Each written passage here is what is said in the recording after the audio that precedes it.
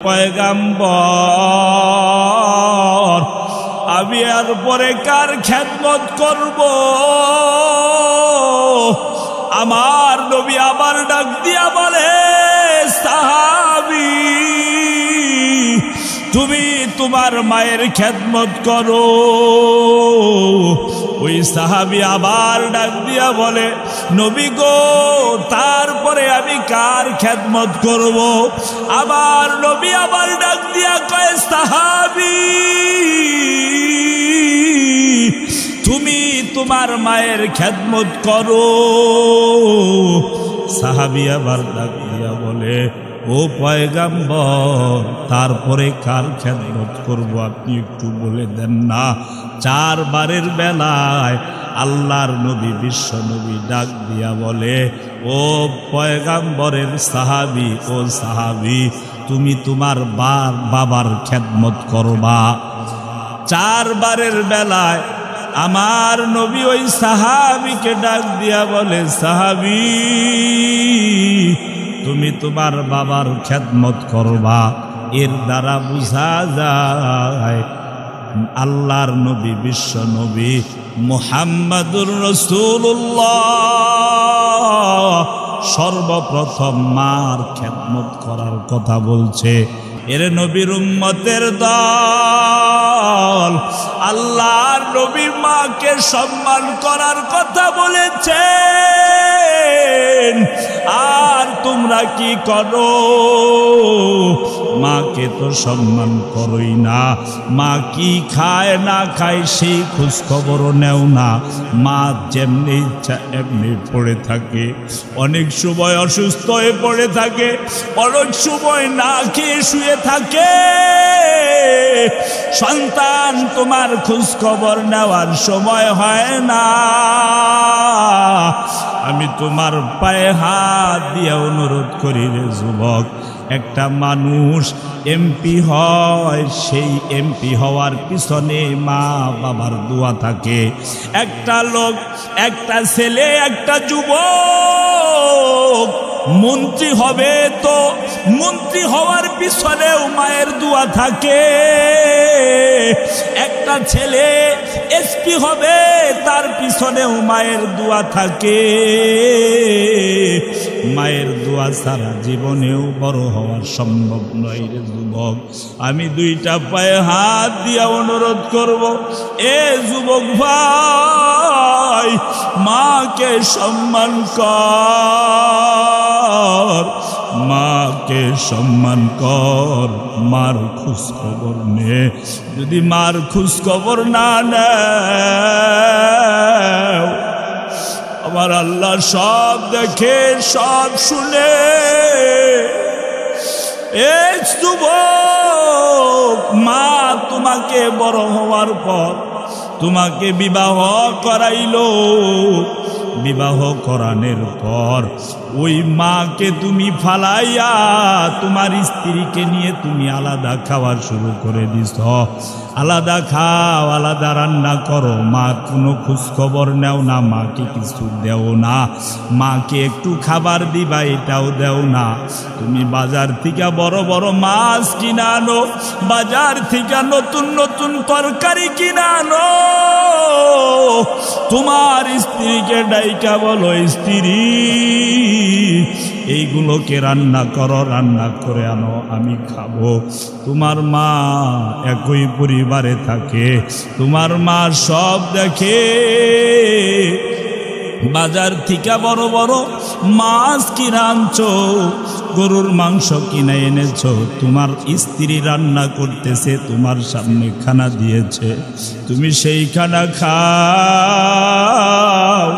একটা বার মায়ের কথা মনে করলা না, তোমার স্ত্রীকে একটা বার জিগাইলা না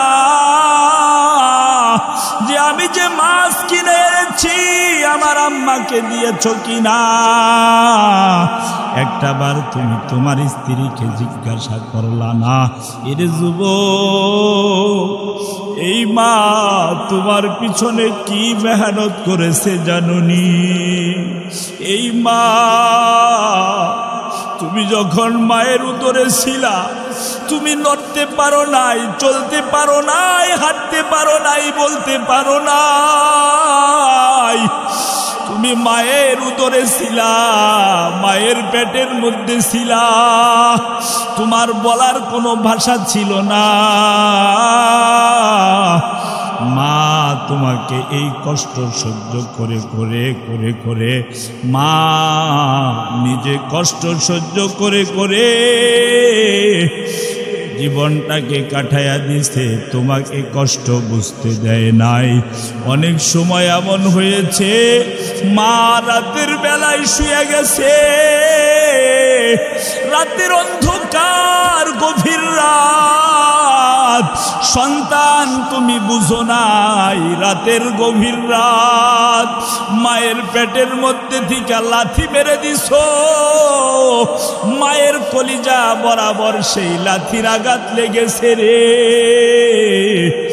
লাথির আঘাত খায় মা বিছানায় আর থাকতে পারে নাই, মা দাঁড়ায়া গেছে, পাশেই বাবা ঘুমায়, বাবা জানেও না, কোনো খোঁজ খবরও বাবার নাই, পাশেই বাবা ঘুমায়। মা গভীর রাতে উঠিয়া চোখের পানি ছেড়ে দিয়ে হাঁটাহাঁটি করে আর কান্না করে, এ সন্তান তারপরেও তোমাকে একটা কষ্ট দেয় নাই। সন্তান তোমাকে মা 10 মাস 10 দিন পেটে ধারণ করার পর যেই দিন প্রসব হবে, প্রসব বেদনা উঠে গেছে, সেই দিন মা তার শাশুড়িকে ডাইকা বলে, মা গো আমি মনে হয় আর বাঁচব না, আমাকে একটা কিছু এনে দাও, আমি এখন খেয়ে আত্মহত্যা করব, মৃত্যুবরণ করব। আমার বাবাকে ডাকিয়া বলে, বাবা, আমার বাবাকে ডাকিয়া বলে, স্বামী গো জীবনে এত কষ্ট পাই নাই, এই সন্তানটা পেটে নেওয়ার পরে যেই পরিমাণ কষ্ট পাইতেছি, প্রসব বেদনা উঠে গেছে, মা আর সহ্য করতে পারে না। জীবনের মূল কষ্ট মায়ের প্রসব বেদনায়, 7 আসমান 7 জমিন তখন মায়েরই মাথায়। জীবনের মূল কষ্ট মায়ের প্রসব বেদনায়,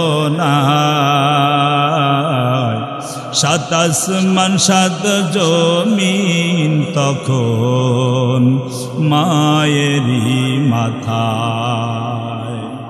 এমন মাকে কেমনে আজি, এমন মাকে কেমনে আজি যাব আমি ভুলিয়া,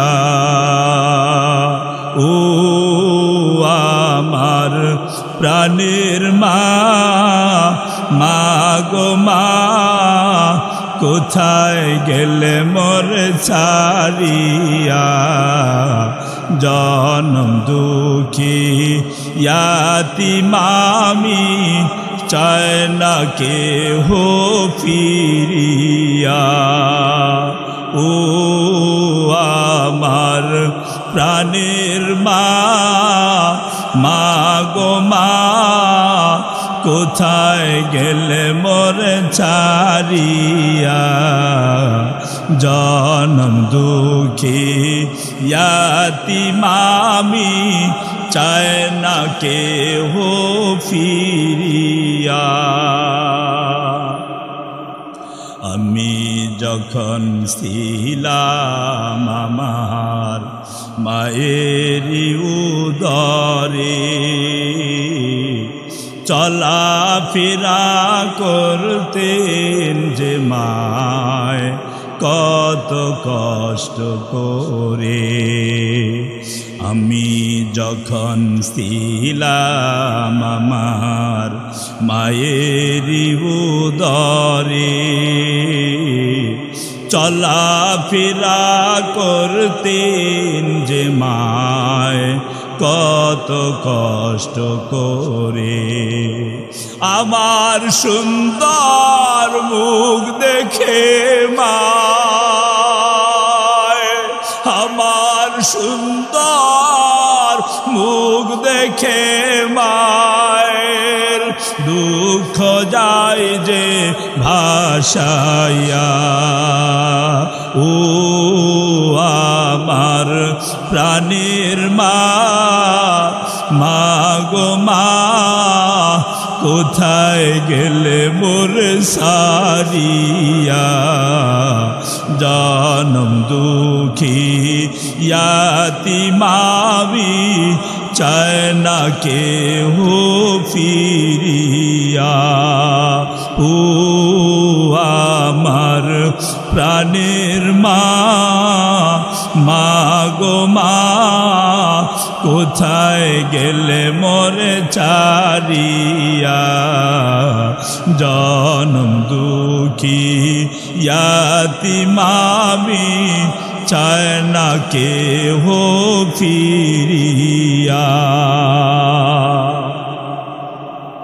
এরে নবীর উম্মতের দল, মা সন্তান প্রসব করার পর এই সন্তান কিচ্ছু বুঝে না, হাঁটতে পারে না, চলতে পারে না, কোথায় পায়খানা করে, কোন সময় পায়খানা করে এটাও বলতে পারে না, প্রস্রাব আসলে প্রস্রাব করে দেয় তাও বলতে পারে না, যখন যা ইচ্ছা তাই করতে থাকে, কিচ্ছু বলার শক্তি তখন সন্তানের থাকে না। আমার মা যখন বিবাহ হওয়ার আগে একটা যদি পচা জিনিসের ঘ্রাণ নাকের মধ্যে চলে আসতো, আমার মা ওই পচা ঘ্রাণ নাকের মধ্যে আসার সাথে সাথে বমি কইরা দিত। যদি পায়খানার ঘ্রাণ আসে তারপরেও বমি কইরা দিত, সহ্য করতে পারত না। আর সেই মা বাচ্চা হওয়ার পরে, নিজের সন্তান হওয়ার পর নিজের সন্তান পায়খানা করে, অনেক সময় হাত পা ভরে যায়, মা একটা মুহূর্তের জন্য ঘৃণা আসে না, মার একটু ঘৃণা আসে না। সন্তান পায়খানা দিয়া সারা শরীর ভরায়া ফেলছে, মার তখন বমিও আসে না, মা সব সহ্য করে নেয়। ওই পায়খানাগুলো পরিষ্কার করে ধুয়ে সন্তানকে বুকে নিয়ে চুমা খায়, মুখে নেয়, চুমা খায়, বুকে নেয়। এরে যুবক আল্লাহর গোলাম, অনেক সময় বাবার কুলে মা দিয়া রান্না বসায়, মা রান্না করতেছে, সন্তান বাবার কুলে খেলাধুলা করে, বলতেও পারে না আমার পায়খানা এসেছে, আমার প্রস্রাব এসেছে, বাবা আমাকে নামাও, আমি প্রস্রাব করব, পায়খানা করব, বলতে পারে না। অনেক সময় বাবার বুকের উপরে সন্তান বসা থাকে, বুকের উপরেই পায়খানা করে দেয়। আমার বাবা খুব রাগী মানুষ, আমার বাবা তখন পারত আমার গলাটা চিপ দিয়া মেরে ফেলতে, আমার বাবা আমাকে মারে নাই, আমার বাবা আমাকে আদর কইরা তাড়াতাড়ি আমার মাকে ডাক দিয়া বলে, কোথায় তোমার ছেলে আমার বুকের উপর পায়খানা করে দিছে, তাড়াতাড়ি তোমার ছেলেকে আমার কাছ থেকে নিয়ে যাও। আমার মা দৌড়াইয়া রান্নাঘর দিকে এসে আমাকে কুলে নিয়া পরিষ্কার করাইয়া দেয়। তারপরে আমার মা ওরা হয় না, আমার বাবাও রাগ হয় না। এরে যুবক, তুমি আস্তে আস্তে বড় হইয়া গেলা, এখন তুমি সব বুঝো, কোনটা ভালো আর কোনটা খারাপ সব কিছুই তুমি বুঝো। এরে যুবক, আল্লাহর গোলাম, সব কিছু যখন বুঝলা তখন তোমার মা বাবা তোমাকে বিবাহ করাইলো। বিবাহ করানোর পর এখন আর মা বাবা ভালো লাগে না। এমন সন্তান এলাকার মধ্যে আছে না নাই? অনেক জায়গায় আছে যে সন্তান বড় হইয়া যায়, বড় হইয়া যাওয়ার পরে বউয়ের প্রেমে পড়ে যায়, স্ত্রীর প্রেমে পড়ে যায়, নিজের মা বাবাকে ভুলে যায়, নিজের মা বাবাকে বৃদ্ধাশ্রমে রেখে আসে। এমন সন্তান এলাকার মধ্যে আছে না নাই? আল্লাহ এমন সন্তান অনেক আছে, বহু সন্তান আছে যে মা বাবাকে কথায় কষ্ট দেয়, খানা থাকতে নিজে সক্ষম, বৃদ্ধাশ্রমে গিয়ে রেখে আসে। অনেক সন্তান তো এমন আছে যে মা বাবা বাড়িতেই থাকে, মা বাবার খোঁজ খবর নেয় না। এমন সন্তান আছে না নাই? আছে, এমন অনেক সন্তান আছে।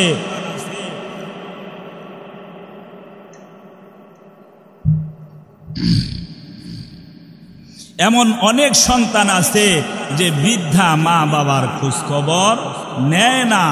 আমি পায়ে হাত দিয়া অনুরোধ করব, যুবক, তোমার মা তোমার বাবা তোমার জন্য যে পরিশ্রম আর মেহনত কষ্ট করেছে, এই পরিশ্রমের কথা যদি একটু মনে করো, আমার তো মনে হয় না মাকে আর কষ্ট দিবি রে যুবক, মাকে আর কষ্ট দিবি, মাকে আর গালি দিবি, আমার তো মনে হয় না। এরে যুবক, কার বুদ্ধি শুনেছ? ইবলিস শয়তানের বুদ্ধি শুনেছ নাকি? ইবলিস শয়তানের কথা মতো চলো নাকি? যে ইবলিস শয়তানের কথায় শুইনা শুইনা তুমি মার মনের মধ্যে কষ্ট দাও, বাবার মনের মধ্যে কষ্ট দাও, খোঁজ খবর নেও না। যুবক, কোন ভাষায় বললে বুঝবা? একটু গভীর মনোযোগ দাও। সন্তান যখন বড় হয়, মা বাবা ওই সন্তানকে বিবাহ করানোর পর সন্তান বউয়ের সাথে বেশি মহব্বত হইয়া যায়। সন্তান বউয়ের সাথে বেশি মহব্বত হওয়ার কারণে এই সন্তান তার স্ত্রীর সাথে বেশি মহব্বত হওয়ার কারণে এই সন্তান আর মা বাবার খোঁজ খবর নেয় না। বিবাহের কয়েকদিন পর মাকে বলে, মা তোমার সাথে আর একসাথে খাবো না, আমি আমার বউকে নিয়ে আলাদা খাবো। আমার মা বলতেও পারে না, সহ্যও করতে পারে না।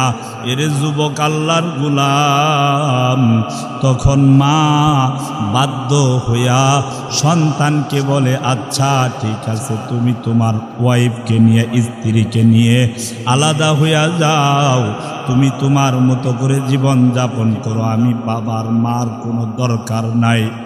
এই সন্তান মা বাবা, এই সন্তান মা বাবার এত কথা শোনার পর সন্তান মায়ের দিকে আর তাকায় না। সন্তান তার স্ত্রীকে নিয়ে আলাদা হইয়া যায়। সন্তান একই বাড়িতে থাকে, মা পূর্ব পাশের ঘরে থাকে, ওই সন্তান পশ্চিম পাশের ঘরে থাকে, পাশাপাশি ঘর। মা আবার বৃদ্ধ হইয়া গেছে, এখন সকালবেলা উঠতে কষ্ট হয়। এখন যে নিজে রান্না করে খাবে, এটা অনেক সময় কষ্ট হইয়া যায়। আহা, তারপরেও নিজে রান্না করে খায়। সন্তানকে বিবাহ করাইছে মা একটু ভালো খাওয়ার জন্য, আরামায়েশে থাকার জন্য। এই মা কপালে আর আরামায়েশে থাকার সৌভাগ্য হলো না। পাশাপাশি ঘরের সামনে ঘর, দরজা খুললেই দেখা যায় সন্তানের ঘর। সন্তানের দরজা খুললেই দেখা যায় মা বাবা শুয়ে আছে, মা বাবার ঘর। অথচ এই সন্তান একটা বারও তার স্ত্রীকে বলে না, আমার মাকে একটু খাবার দিছনি, আমার মার একটু খোঁজখবর নিছনি, আমার মা কি খাইলো না খাইলো একটু খোঁজখবর নিছনি। এই সন্তান তার স্ত্রীকে একটা বারও বলে না। এরে নবীর উম্মতের দল, ওই বৃদ্ধা মা যখন উঠে,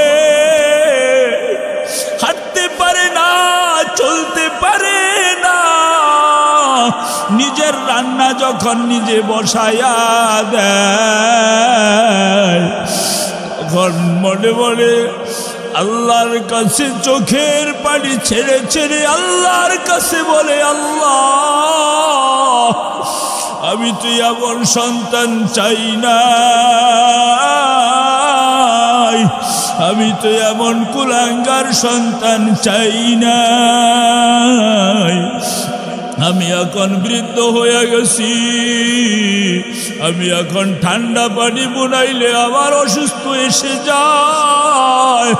আমি তো ছেলেকে বড় করেছিলাম, আমার ছেলের বউ আসবে আমাকে রান্না করে আমাকে খাওয়াবে, আমার ছেলের বউ তো আমাকে আর রান্না করে খাওয়ায় না। আমার ছেলের চোখের সামনে আমি কষ্ট করে করে রান্না করি, আমার ছেলে একটা বারাইসা জিগায়ও না, ও মা তুমি কি খাইছো, কি করো, তোমার ছেলের বউয়ের কাছে তুমি বইলা খাইতে পারো না, এই কথা সন্তান বলে না। ও আল্লাহ, আমি তোমার কাছে দোয়া করলাম, আমি তোমার কাছে আমার ছেলের নামে আমি বড় দোয়া করে দিলাম, আমার ছেলেকে তুমি আমার চোখের সামনে ধ্বংস করিয়া দিও। এরে নবীর উম্মতের দল, এমন সন্তান দুনিয়ার মধ্যে আছে না নাই? এমন বহু সন্তান আছে মায়ের খোঁজ খবর নেয় না, বাবার খোঁজ খবর নেয় না। বলতে চেয়েছিলাম, একই ঘরের সামনে ঘর, সন্তানের ঘরের দরজা খুললে মায়ের ঘরের দরজা দেখা যায়, মায়ের ঘরের দরজা খুললে সন্তানের ঘরের দরজা দেখা যায়। এমন তো অবস্থায় সন্তান শরীরের মধ্যে শক্তি আছে, কাজকর্ম করতে পারে, বাজার থেকে নতুন নতুন বাজার করে আনতে পারে, বড় বড় মাছ আনতে পারে, আইনা নিজের ওয়াইফকে স্ত্রীকে দিয়া বলে রান্না করো, এই রান্না করার পর আমি খানা খাবো, তাছাড়া খানা খাবো না। এত বড় মাছ স্ত্রী মায়ের সামনে কাটলো, মা সব কিছু দেখলো, এই স্ত্রী রান্না করার পর ওই কুলাঙ্গার সন্তানের সামনে যখন পরিবেশন করে, সন্তান নিজে নিজে খায়, একটা বার মায়ের কথাও বলল না, একটা বার মার কথা একটু জিজ্ঞাসা করলো না। আমি যে এত বড় একটা মাছ নিয়ে আসলাম, আমার মাকে কি একটু দিছনি? একটা বার ওই সন্তান তার স্ত্রীকে জিজ্ঞাসা করলো না, সন্তান ইচ্ছা অনুযায়ী খায়া গেল। আমার মা সব কিছু দেখলো, বড় একটা মাছ নিয়ে আসছে, আমার সন্তান খাওয়া দাওয়া করে উঠে গেল, আমার কথা একটু জিজ্ঞাসা করলো না। যাক, আমার কথা জিজ্ঞাসা করুক আর না করুক, তার বাবা তো অসুস্থ মানুষ, তার বাবার কথা তো একটু জিজ্ঞাসা করতে পারতো যে একটা মাছের টুকরা নিয়ে আমার তার বাবাকে দিয়ে আসো, আমার বাবাকে নিয়ে দিয়ে আসো। এই কথাটাও যখন বলল না, তখন মা চোখের পানি ছেড়ে দেয়। এই জন্য নিয়ে আমি 10 মাস 10 দিন পেটের মধ্যে ধারণ করেছি। এই জন্য নিয়ে আমি পেটের মধ্যে 10 মাস 10 দিন ধারণ করার পর 2.5 বছর বুকের দুধ পান করাইয়া আমার সন্তানকে তিলে তিলে বড় করেছি। এই জন্য নিয়ে আমার সন্তানকে এত কষ্ট করেছি। অনেক সময় এমন হয়, মার একটা খানা খাইতে ইচ্ছা জেগেছে, মা একটা খানা খাবে। অনেক সময় তো এমন হয়, মা একটা খানা খাইতে ইচ্ছা যাচ্ছে, খানাটা মুখে দিবে, খানাটা মুখের মধ্যে দিয়াও দিছে, সন্তান দূর থেকে দেখেছে মার মুখে যেন কি দিয়েছে, মার মুখ নড়াচড়া করে। সন্তান দৌড়ায় আইসা মাকে বলে, মা তুমি কি খাও, আমাকে রাইখা তুমি কি খাও। মার সেই জিনিসটা খাওয়ার ইচ্ছা থাকলেও মায়ের মুখ থেকে বের করে সন্তানের মুখের মধ্যে দিয়া দেয়। রে যুবক আল্লাহর গোলাম, আর কত বুঝবি, আর কত বুঝবি, আর কত বোঝার সময় আছে, আর কত বুঝবি, কতদিন পরে বুঝবি। এখনো কি তোর বুঝের সময় হয় নাই রে সন্তান? আমি তোর পায়ে হাত দিয়া বলবো, আমি তোর পায়ে হাত দিয়া বলবো রে সন্তান, আমি তোর পায়ে হাত দিয়া বলবো, এখনো সময় আছে। যারা মা বাবার সাথে বিয়াদবি আচরণ করেছো, মা বাবার সাথে সময় থাকতে ভালো আচরণ করো। মা বাবার সাথে সময় থাকতে, যদি মা জীবিত থাকে, বাবা জীবিত থাকে, মা বাবার পায়ে ধরিয়া ক্ষমা চাও, আর ডাক দিয়া বলো, মা গো আমি তোমার সাথে অনেক খারাপ আচরণ করেছি, মা তুমি আমাকে মাফ করে দাও। আল্লাহ রব্বুল আলামিন বলেন, এ যুবক, মায়ের খেদমত করো, মার খেদমত করো, মাকে সম্মান করো। মা যদি কারো জন্য দোয়া করে, মা যদি কোনো সন্তানের জন্য দোয়া করে, ওই মার দোয়া রব্বুল আলামিনের কাছে, আল্লাহর কাছে কবুল হয়ে যায়। এর যুবক আল্লাহর গোলাম, এখনো সময় আছে। যারা মা বাবার সাথে বিয়াদবি করেছো, মায়ের কাছে যাও, পা ধরো, পা ধইরা মায়ের কাছে ক্ষমা চাও, আর ডাক দিয়া বলো, মা জীবনে অনেক ভুল করেছি গো মা, আপনি আমাকে একটু মাফ করে দেন না। মা তোমার মুখের দিকে তাকাইয়া সঙ্গে সঙ্গে বলবে, যা সন্তান আমি তোকে মাফ করে দিলাম। মায়ের দোয়া লও হে মুমিন, মায়ের দোয়া লও, মায়ের দোয়া লও হে মুমিন, মায়ের দোয়া লও। বিপদে পড়বে না তুমি যখন যেথায় যাও, বিপদে পড়বে না তুমি যখন যেথায় যাও। মায়ের দোয়া লও হে মুমিন, মায়ের দোয়া লও, মায়ের দোয়া লও হে মুমিন, মায়ের দোয়া লও। এরে নবীর উম্মতের দল, মায়ের দোয়া সবচেয়ে বড় দোয়া। মায়ের দোয়া লও, কাজে লাইগা যাবা, কাজে লাইগা যাইবা। আজকে তুমি বড় হয়ে গেছো, তুমি মনে করো ভালো একটা চেয়ারের মধ্যে বসতে পারছি, আমি সুন্দর বড় একটা দামি চেয়ারের মধ্যে বসতে পারছি, এটা আমার নিজের যোগ্যতায় বসছি। না না যুবক, তুমি নিজের যোগ্যতায় বসতে পারো নাই। এই যে তোমাকে রব্বুল আলামিন ভালো একটা চেয়ারের মধ্যে বসাইছে, তুমি এই কথা মনে করো তোমাকে যে দামি একটা চেয়ারের মধ্যে বসাইছে এটা তুমি নিজের ইচ্ছায় বসতে পারো নাই। এর পিছনেও আমার মার দোয়া আছে, বাবার দোয়া আছে।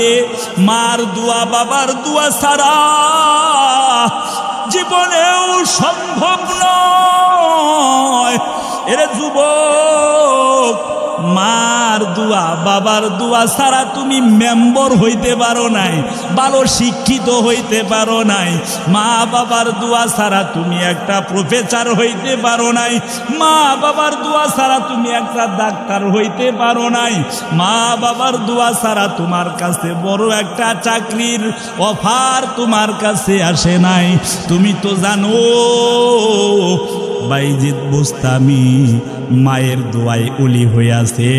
এই জমানার মধ্যেও যত বড় বড় আল্লাহর ওলি দেখো, প্রত্যেকটা আল্লাহর ওলি তার মায়ের দোয়ায় ওলি হয়েছে। মায়ের দোয়া ছাড়া ওলি হওয়া সম্ভব নয়। মা বড় অমূল্য সম্পদ, বাবা বড় অমূল্য সম্পদ। এই জন্যে যুবক তোমাদেরকে বলি, মা বাবার দোয়া লও, আল্লাহর কাছে ক্ষমা চাও। ওগো আল্লাহ, তুমি আমাকে ক্ষমা করে দাও, আমি মার কাছে ক্ষমা চাইতেছি। আমার মা আমাকে ক্ষমা করে দিয়েছে, তুমি আল্লাহ আমাকে ক্ষমা করে দাও।